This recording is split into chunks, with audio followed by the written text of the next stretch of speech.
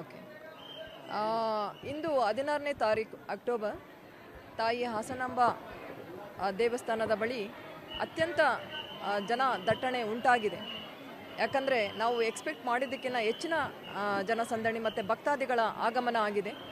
ಈಗ ಆಲ್ರೆಡಿ ಎಲ್ಲ ಕಡೆಗೆ 300 ರೂಪಾಯಿ ಸಾಲುಗಳಿಂದ ಹಿಡಿದು 1000 ರೂಪಾಯಿ ಟಿಕೆಟಿನ ಸಾಲುಗಳಿಂದ ಹಿಡಿದು ಸಾಮಾನ್ಯ ದರ್ಶನವೂ ಸಹ ತುಂಬ ಉದ್ದ ಕ್ಯೂ ಇದೆ. ಹಾಗಾಗಿ ನಾನು ತಮ್ಮಲ್ಲಿ ಭಕ್ತರಲ್ಲಿ ಕೋರಿಕೊಳ್ಳೋದು ಇಷ್ಟೇ, ಇವತ್ತು 16ನೇ ತಾರೀಕು ಅಕ್ಟೋಬರ್ ರಾತ್ರಿ 10 ಗಂಟೆಗೆ ದೇವಸ್ಥಾನದ ಎಲ್ಲ ಮುಖ್ಯ ಪ್ರವೇಶ ದ್ವಾರಗಳನ್ನು ಮುಚ್ಚಲಾಗುವುದು. ಅಂದರೆ ಭಕ್ತಾದಿಗಳಿಗೆ ಪ್ರವೇಶ ಇರೋದಿಲ್ಲ. ರಾತ್ರಿ 12 ಗಂಟೆಗೆ ಆದರೆ ರಾತ್ರಿ 10 ಗಂಟೆಗೆ ಆದರೆ ರಾತ್ರಿ 12 ಗಂಟೆಯವರೆಗೆ ಈಗ ಆಲ್ರೆಡಿ ಸರತಿಯಲ್ಲಿ ಯಾರು ನಿಂತಿದ್ದೀರಾ ಅವರಿಗೆ ದರ್ಶನ ಆಗುತ್ತೆ. ಇದು ಕ್ಲಿಯರ್. ಈಗ ಆಲ್ರೆಡಿ ಸರತಿಯಲ್ಲಿ ಸಾಲಿನಲ್ಲಿ ನಿಂತಿರುವ ಭಕ್ತಾದಿಗಳಿಗೆ ರಾತ್ರಿ 12 ಗಂಟೆಯವರೆಗೆ ದರ್ಶನ ಆಗುತ್ತೆ. ರಾತ್ರಿ 10 ಗಂಟೆಗೆ ಪ್ರವೇಶದ ಎಂಟ್ರಿಯನ್ನು ಮುಚ್ಚಲಾಗುತ್ತದೆ. ಹಾಗಾಗಿ ಭಕ್ತಾದಿಗಳು ಸರತಿ ಸಾಲಿನಲ್ಲಿ ಈ ಸಮಯದಲ್ಲಿ ಸೇರಿಕೊಂಡ್ರೆ ಅವರಿಗೆ ದರ್ಶನ ಆಗೋದು ವಿಳಂಬ ಆಗೋ ಸಾಧ್ಯತೆ ಇರುತ್ತದೆ. ಯಾರು ಈಗ ಆಲ್ರೆಡಿ ಸರತಿ ಸಾಲಲ್ಲಿ ಇದ್ದೀರಿ ಖಂಡಿತವಾಗಿಯೂ ಅವರಿಗೆ ರಾತ್ರಿ 12 ಗಂಟೆ ಒಳಗಡೆ ದರ್ಶನ ಆಗುತ್ತೆ. ಒಂದು. ಎರಡನೇದಾಗಿ ನಾಳೆ ಬೆಳಿಗ್ಗೆ 5 ಗಂಟೆಗೆ ದೇವಸ್ಥಾನ ಪ್ರಾರಂಭ ಆಗುತ್ತದೆ. ಅಂದರೆ ದೇವಸ್ಥಾನದ ಬಾಗಿಲನ್ನು ತೆರೆಯಲಾಗುತ್ತದೆ.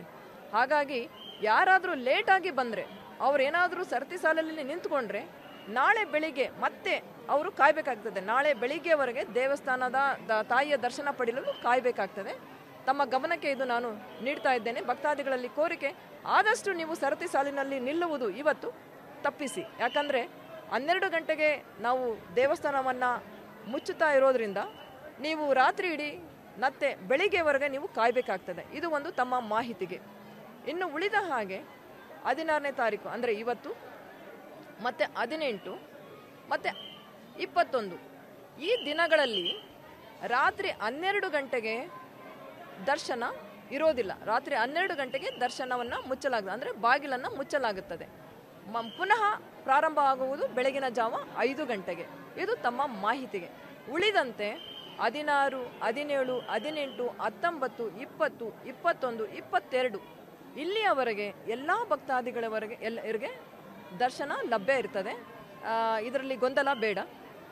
ಇದು ಯಾಕೆ ನಾವು ಪೂಜಾ ಸಮಯವನ್ನು ಮತ್ತು ಬಾಗಿಲು ದೇವಸ್ಥಾನದ ಬಾಗಿಲು ಮುಚ್ಚುವ ಸಮಯವನ್ನು ಭಕ್ತಾದಿಗಳಿಗೆ ತಿಳಿಸ್ತಾ ಇದ್ದೀವಿ ಅಂದರೆ ಅವರು ಅನಗತ್ಯವಾಗಿ ಇಲ್ಲಿ ಬಂದು ಸರತಿಯಲ್ಲಿ ನಿಂತು 6-7 ಗಂಟೆಗಳ ಕಾಲ ದೇವಸ್ಥಾನ ಮುಚ್ಚಿರ್ತದೆ, ಆದರೆ ಅವರು ಕಾಯ್ತಾ ಕೂತಿರ್ತಾರೆ. ಆಗ ಆಗೋದು ಬೇಡ ಅನ್ನೋದಕ್ಕಾಗಿ ಭಕ್ತಾದಿಗಳಿಗೆ ಈ ಮಾಹಿತಿ.